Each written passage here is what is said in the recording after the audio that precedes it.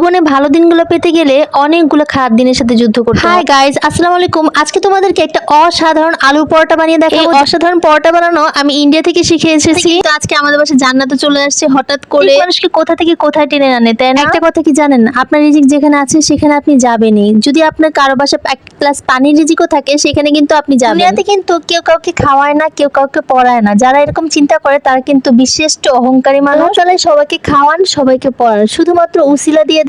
আর সেই মানুষ যদি অহংকারী হয়ে যায় তাহলে আস্তে আস্তে সে ধ্বংসের দিকে চলে যায়। আপনি যদি কাউকে খাওয়ান বা পড়ান তাহলে মনে রাখবেন আল্লাহ তাআলা তার রিজিকটা আপনার উপরে ফেলে রেখেছে। সত্যি কথা বলতে কি জানেন, কেউ কারোর রিজিক খেতে পারে না। যার রিজিকে যতটুকু আছে সে ততটুকুই পাবে। বিশ্বাস করে কয়জন, তাই না? কেউ তো মনে করে যে আমি খাওয়াচ্ছি, আমি পড়াচ্ছি, মানে আমিই করতেছি, আমার টাকা শেষ হয়ে গেল, আমার সবকিছু শেষ হয়ে গেল। আপনার কাছে সে আছে বলেই হয়তো আপনার ইনকামটা এতটুকু হচ্ছে, নইলে হয়তো আপনার ইনকাম আরো কম থাকবে। যাই হোক, এসব কথা নাই বলে আজকে আমার আলু পরোটা স্পেশাল ভাবে বানিয়েছি। পরে যদি তোমার আলু পরোটা বানিয়ে কাউকে খাওয়াও তাহলে সে তোমার বাসা থেকে যেতেই যাবে না। এরকম ক্রিস্পি হয়েছে সেরকম আলুতে ভরা আলুর পরোটা। সবাই এটাকে আলু কা পরোটা নামে চিনি। আলু কা পরোটা হচ্ছে কি ইন্ডিয়ানদের সবচেয়ে মোস্ট ফেভারিট খাবার। আমি একটু আলু পরোটা খাচ্ছিলাম আলু ভাজি দিয়ে, আন্টি এটা পাঠিয়েছে। আর এই পরোটাটা কিন্তু আমি হালকা একটু তেল, লবণ আর নরমাল পানি দিয়ে গুলিয়ে নিয়েছিলাম। মানে আটাটা আমি নরমাল পানি দিয়ে গুলিয়েছি আর তেল লবণ দিয়ে দিয়েছি। 15 মিনিট রেখে দিয়েছিলাম, তারপরে এটা বেলতে শুরু করে দিয়েছি। তারপরে এটাকে বেলতে বেলতে একটু মানে মোটামুটি বড় করেছি। আমি অনেক বেশি বড় পছন্দ করি না, মোটামুটি বড়টা খাই। পরোটা আমার সবসময় মিডিয়াম সাইজটাই পছন্দ। এইটা হচ্ছে আমার পরোটার সাইজ। এখন এটাতে দিয়ে দিব আমি পেঁয়াজ, কাঁচামরিচ,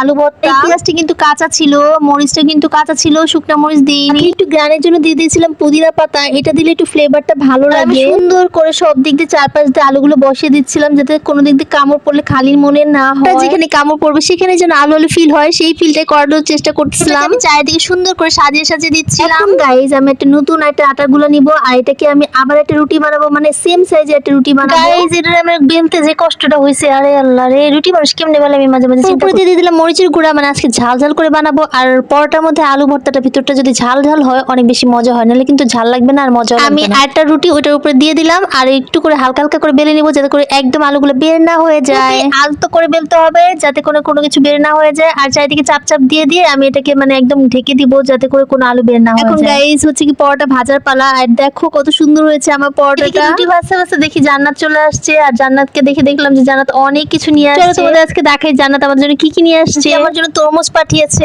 ছিল 2 বক্স সিন্নি খিচুড়ি, মানে আন্টিদের বাসায় একজন খিচুড়ি রান্না করে। আর এটা ছিল আলু ভাজি আর হচ্ছে ঢেঁড়স ভাজি। আন্টির হাতে আলু ভাজিটা অনেক মজা হয়, এর জন্যই পাঠিয়ে দিয়েছে আমার জন্য। এই যে দেখো অনেকগুলো খিচুড়ি। আর এটা ছিল মানে মিক্সড খিচুড়ি, ওদের বাসায় একজন রান্না করে, অনেক বেশি মজা হয়, প্রতি বছর আমাদেরকে দেয়, আজকেও দিয়ে গিয়েছে। পাঠিয়েছে কাঁঠাল ভাজি দিয়ে লতির তরকারি, এটা আমার আম্মুর অনেক ফেভারিট আর কি। এই যে একটা বক্স, এখানেও কিন্তু খিচুড়ি ছিল। যখনই কোনো কিছু খায় তখনই আমাদের কথা মনে করে, আমাদেরকে পাঠানোর চেষ্টা করে। অনেক অনেক ধন্যবাদ এত মজাদার খিচুড়ি পাঠানোর জন্য। এইটা হচ্ছে আমার টেবিলের অবস্থা, মানে কিছু গুছাইতে পারি নাই, সবকিছু এলোমেলো হয়ে আছে। মানে কোথায় কোনো জায়গায় একটু খালি জায়গা নেই যে কিচ্ছু রাখবো। তরমুজ খেতে অনেক বেশি ভালো লাগে, কেন যেন দিলটা জুড়ায় যায় আর কি। পরোটা বানানো শেষ, এখন আমি এটাকে ভাজতে নিয়ে যাবো। পরোটা কিন্তু নরমালি ভাবে ভাজতে হবে, মানে হালকা হালকা করে ভেজে তারপর একটু গরম হয়ে গেলে ওটাতে অল্প অল্প করে তেল দিয়ে দিতে হবে সাইড। এটা ছিল অনেক বড় বেশি হয়ে গিয়েছিল। এই পরোটাটা আম্মু বানিয়েছে। আম্মু একটু বড় বড় পরোটা খেতে পছন্দ করে, আর এটা ছিল আমার হাতের পরোটা। আমি এরকম ছোট ছোট পরোটা খেতে পছন্দ করি। পরোটা কালারটা এত সুন্দর আসছিল, মানে কি আর বসবো, একদম দেখি খেতে ইচ্ছা করতেছিল। তো আজান দিয়ে দিয়েছিল,